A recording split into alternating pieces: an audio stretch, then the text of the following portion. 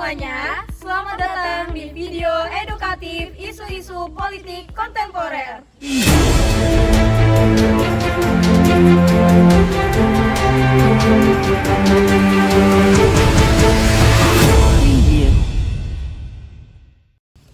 Saya Najma Nikmatul Haid dengan NPM berakhirat 0014.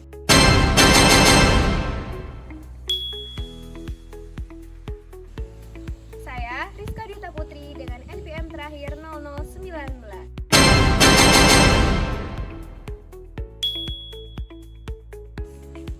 Saya Mayang Ayu Rahmanti dengan NPM terakhir 0034.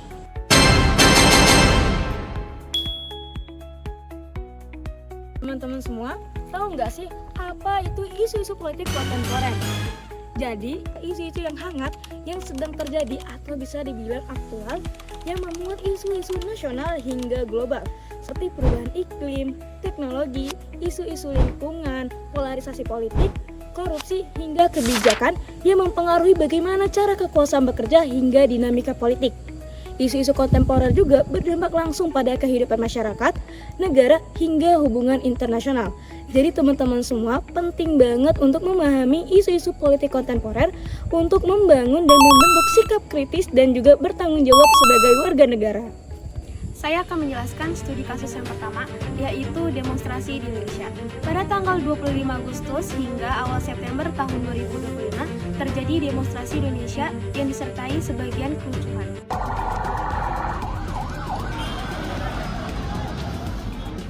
Aksi ini awalnya dipicu oleh penolakan masyarakat terhadap peraturan kebijakan tunjangan perumahan baru anggota DPR RI. Selain itu dipengaruhi oleh adanya kenaikan pajak bumi dan bangunan di beberapa daerah, serta kekecewaan masyarakat terhadap pemerintah dalam kesenjangan ekonomi dan tingginya biaya hidup. Akibat demonstrasi ini cukup serius, di antaranya terdapat korban luka, bahkan korban meninggal dunia, penangkapan dan proses hukum, rusaknya fasilitas umum, dan aktivitas ekonomi pun terganggu. Bahkan menurunnya kepercayaan masyarakat terhadap pemerintah, sehingga aktivitas politik tidak stabil lagi.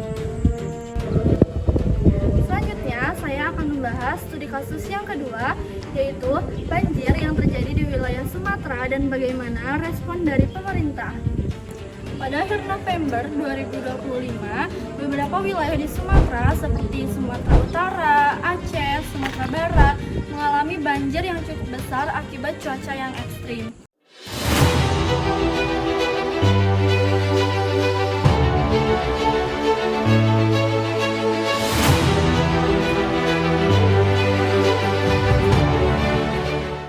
Bencana ini mengakibatkan banyaknya rumah warga yang rusak, banyaknya korban jiwa, dan beberapa daerah yang terisolasi. Bencana ini tidak hanya disebabkan oleh cuaca yang ekstrim, tetapi juga diperparah oleh kerusakan lingkungan seperti deforestasi, aktivitas pertambangan, dan alih fungsi lahan. Akibatnya muncul banyak kritik dari masyarakat, terutama terkait penanganan bencana ini. Beberapa juga menuntut pemerintah agar menetapkan status bencana menjadi bencana nasional serta menyoroti isu keadilan terutama terkait perbedaan perhatian antara wilayah Sumatera dan wilayah Jawa. Ada juga penuntutan tanggung jawab secara ekologis dari pihak korporasi. Bisa kita lihat dari kedua kasus ini terdapat benang merah yang sama, yaitu kebijakan yang kurang inklusif, minimnya komunikasi antara pemerintah dan masyarakat, kurangnya respon cepat dan empati dari pemerintah, serta pengelolaan lingkungan yang kurang berkelanjutan. Berdasarkan permasalahan tersebut, terdapat beberapa solusi yang dapat dilakukan.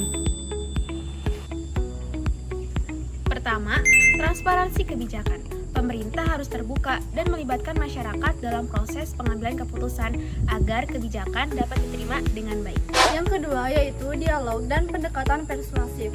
Aspirasi masyarakat perlu didengar dan ditanggapi dengan komunikasi, bukan dengan tindakan represif. Yang ketiga, respon cepat dan empati negara dalam menangani penanggulangan bencana alam dan krisis kemanusiaan. Pemerintah harus hadir secara nyata dan sigap di tengah masyarakat yang terdampak melalui kebijakan yang berpihak pada korban serta komunikasi yang transparansi dan juga berempati. Yang keempat, memperkuat pengelolaan lingkungan dan sistem penanggulangan bencana agar resiko dan dampak bencana dapat diminimalkan. Dan yang kelima yaitu peran masyarakat dan media untuk menyampaikan kritik secara bertanggung jawab dan menyebarkan informasi yang objektif.